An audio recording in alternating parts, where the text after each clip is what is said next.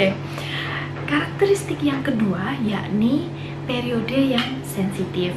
Moms, pernah nggak sih kita ngamati anak-anak yang kalau diajak ke tempat perbelanjaan begitu, dia ada di sudut rak tertentu yang dia itu berdiri lama, dia mengamati, lalu pergi ke bapak ibunya, habis itu balik lagi, terus kemudian dia lari ke bapak ibunya.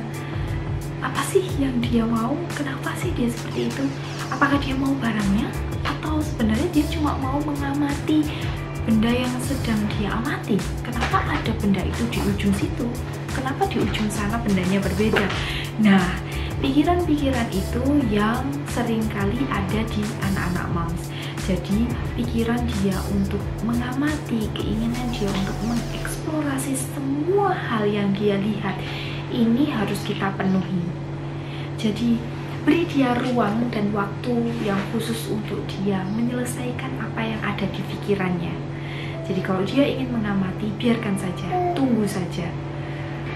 Baru nanti kita lanjutkan ke aktivitas yang lainnya, moms. Kalau ini tidak kita penuhi, aku pastikan tantrum, mom. Itu yang ada di buku ini juga seperti itu. Jadi kalau kebutuhannya, rasa penasarannya ini tidak kita lunasi, anak-anak akan mudah sekali untuk tantrum. Begitu.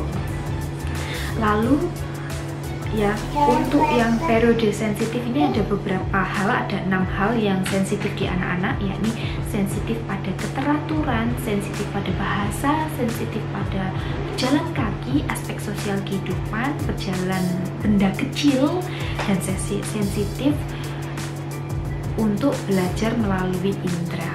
Aku terangin satu persatu. Oke, sensitif pada keteraturan. Moms, tahu nggak sih kalau anak-anak itu mereka itu suka lingkungan yang sama, diperlakukan dengan cara yang sama, dan diperlakukan oleh orang yang sama. Maka jangan bingung ketika anak-anak kita ajak berlibur, otomatis dia menginap di tempat yang berbeda, atau ruang kamarnya kita dekorasi ulang, dia akan bingung karena ternyata objek-objek yang berpindah tanpa pengetahuannya itu membuat pikirannya kacau. Dia akan lebih mudah lebih nyaman ketika dia sendiri yang memindahkan objek-objek di sekelilingnya daripada objek itu berubah ketika dia datang gitu. Paham nggak, Mom? Makanya kalau kemudian anak-anak itu suka memberantakin sesuatu gitu, suka segala sesuatu diacak-acak, itu bukan sekedar anak ini nggak bisa rapi, bukan seperti itu, tapi dia sedang belajar bagaimana dia memanipulasi ruangan yang tadinya bersih. Lalu apa yang terjadi ya ketika satu mainanku aku letakkan di sini dan satu lagi aku letakkan di sana, apa yang terjadi ya? Lalu otaknya akan memetakan itu semua. Itu adalah anak-anak. Maka coba beri tanggapan, apakah ada di sini yang anaknya dari umur 1 tahun itu sudah suka dengan yang namanya rapi? Kan itu aneh malah, karena memang naturalnya memang mereka suka memanipulasi ruangan begitu. Nah, kemudian sensitif pada bahasa.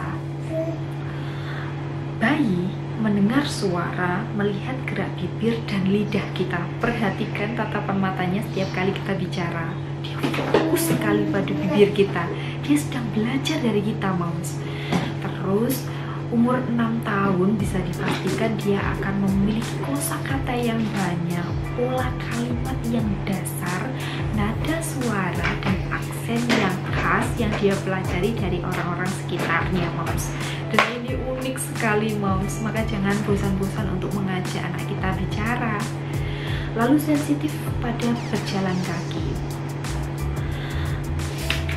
Begitu anak kita sudah bisa berjalan, moms, jangan bosan ketika dia terus mengajak kita untuk terus berjalan sesuai dengan ritme langkah kakinya. Jadi jangan samakan dia berjalan seperti kita jalan gitu, tapi dia ingin berjalan bersama kita dengan langkah yang sama seperti yang dia lakukan gitu. Maka usahakan untuk mengajaknya jalan-jalan di sore hari misalnya, ajak dia jalan-jalan bersama dan ikuti langkahnya moms. Otomatis dia akan sangat senang karena dia merasa diperhatikan.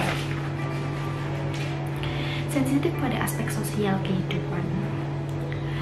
Umur 2,5 sampai 3 tahun, anak-anak sudah mulai ada ketertarikan dengan kelompok, dengan anak-anak usia sebaya.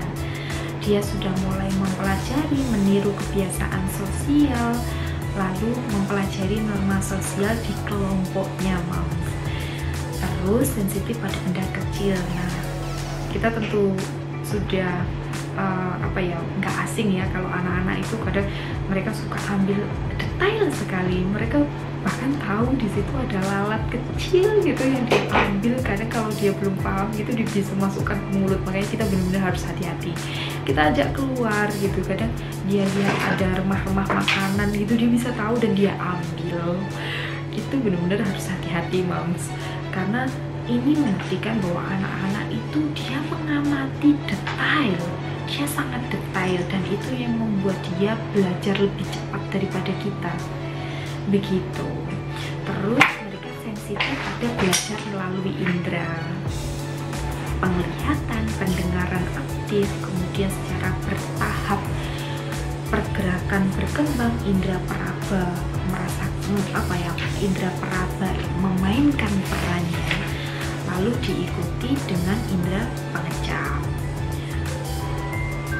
Begitu anak-anak bisa merangkak, moms, mereka akan terus merangkak dan mengeksplorasi seluruh ruangan. Begitu dia sudah bisa berjalan, dia akan berjalan sejauh mungkin dan apapun yang dia lihat, dia ingin tahu lebih dalam. Maka terangkan itu kalau dia ingin tahu, jangan batasi, jangan hentikan. Karena kalau kita batasi, dia akan berhenti untuk belajar dan itu fatal hasilnya.